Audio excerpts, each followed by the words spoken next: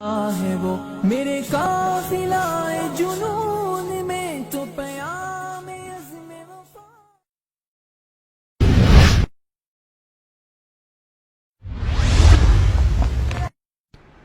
یہ اس لیے مسئلہ آپ کو سمجھا رہا ہوں، آپ کا تھوڑا سا علم دیکھنا چاہ رہا ہوں۔ یہ اس لیے مسئلہ آپ کو سمجھا رہا ہوں، آپ کا تھوڑا سا علم دیکھنا چاہ رہا ہوں۔ ان کو شرم آنی چاہیے اس قسم کے آپ کے مناظرین کو، سمجھے؟ بے غیرت کو جو زید قائم کی ترکیب بھی نہیں آتی، اس قسم کے مسائل میں لوگوں کو الجھا کر کے رکھا۔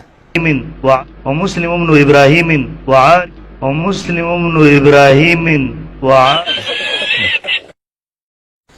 ایک مسئلہ اور بھی سمجھ لینا، وہ یہ کہ کیا انبیاء کو موت آئی یا نہیں آئی؟ تم سانپ کو دبر کے نیچے چھپانا چاہ رہے ہو، تم سانپ کو دبر کے نیچے چھپانا چاہ رہے ہو، تم سانپ کو دبر کے نیچے چھپانا چاہ رہے ہو۔ تمہاری زبان ایک نہیں ہے بیٹے، تمہاری زبان ایک نہیں ہے بیٹے۔ انبیاء کو موت آئی یا نہیں آئی؟ جس کو موت آتی ہے اس کو کیا کہتے ہیں؟ جس کو موت جس کے ساتھ قائم ہو جائے اس کو کیا کہتے ہیں؟ میت کہتے ہیں۔ تو ایک منٹ کے لیے تو نبی کو موت آئی نا۔ اب ہمارا اور آپ کا جھگڑا اس میں ہے، سمجھے بھائی جان؟ ہمارا جھگڑا اور آپ پنجبیریوں کے ساتھ جھگڑا کرتے ہیں، ان کو کافر بھی آپ قرار دیتے، قرار دو، آپ کی مرضی ہے، جتنا جوتے برداشت کر سکو۔ اور ایک منٹ نہیں، ایک سیکنڈ کے لیے خدا کی قسم اگر یہ موت توہین ہے، ایک سیکنڈ کے لیے بھی ہمیں یہ برداشت نہیں ہے۔ باقی تمام علماء دیوبند، دو شافعی ہوں، مالکی ہو، حنبلی ہوں، بریلوی ہوں، سب ہوں، کہ حضرت اقدس کو موت آئی، اور جس کو موت آتی ہے، نوح علیہ السلام کو، آدم علیہ السلام کو، سب کو، جس کو موت آتی ہے، جس کے ساتھ موت لگے، اس کو کیا کہتے ہیں؟ اس کو کیا کہتے ہیں؟ میت۔ اب آپ کہتے ہیں کہ میت کہنا توہین ہے، تو ایک منٹ کے تحقیر اور اہانت کرنے والے سب ہیں۔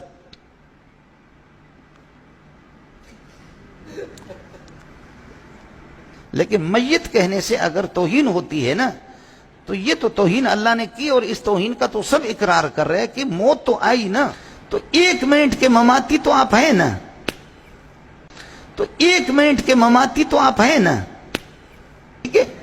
لیکن جو اعلیٰ علیین میں مانتے ہیں، اور ادھر اگر وہ کہتے ہیں کہ ہم اس کو حیات دنوی نہیں مانتے، تعلق روح کو مانتے ہیں، اگر وہ کہتے ہیں کہ ہم اس کو حیات دنوی نہیں مانتے، تعلق روح کو مانتے ہیں، سمجھے؟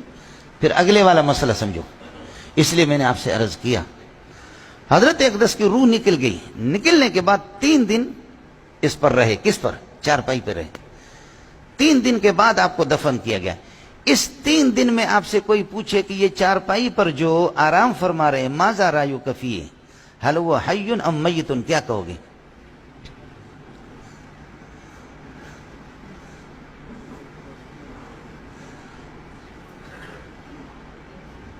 بیٹا تم بول بھی نہیں سکو، بیٹا تم بول بھی نہیں سکو، بیٹا تم بول بھی نہیں سکو۔ آپ دیکھیں نا کہ مجھے تدریس نہیں آتی، تو میں نے تو صرف حیات و ممات کا مسئلہ رٹا لگایا، یا میں نے تقلید شخصی کا رٹا لگایا، میں نے قرات خلف الامام کا، میرے مسئلے 3 ہیں۔ اگر میں اس میں صلح کروں، ٹھنڈے دماغ سے بیٹھ جاؤں، کسی سے بات کروں، تو پھر اس کے بعد میں کھاؤں کہاں سے؟ میں تو مناظر اسلام اسی پر تو ہوں نا، کہ میں نے 3 مسئلے رٹا لگائے۔ مجھے تدریس نہیں آتی، میں دنیا کا نالائق آدمی ہوں۔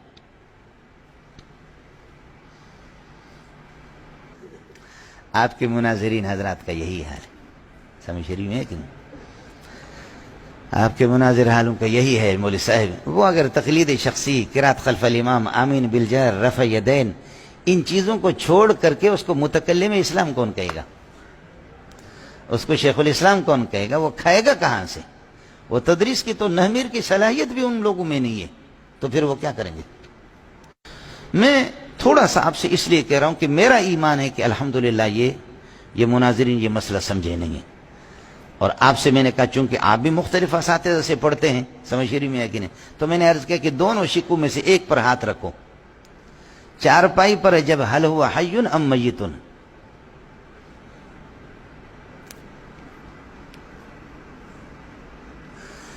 تم دوبارہ جا کر کے پیدا ہو جاؤ، پھر پڑھو، پھر پیدا ہو جاؤ، پھر پڑھو، تب بھی جواب نہیں بنے گا آپ سے۔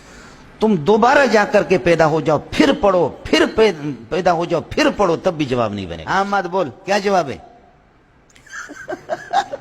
تمہارا باپ بھی جواب نہیں دے سکے گا، تمہارا باپ بھی جواب نہیں دے سکے گا. اے بول وے، کیا بولے گا ایسے موقع پر؟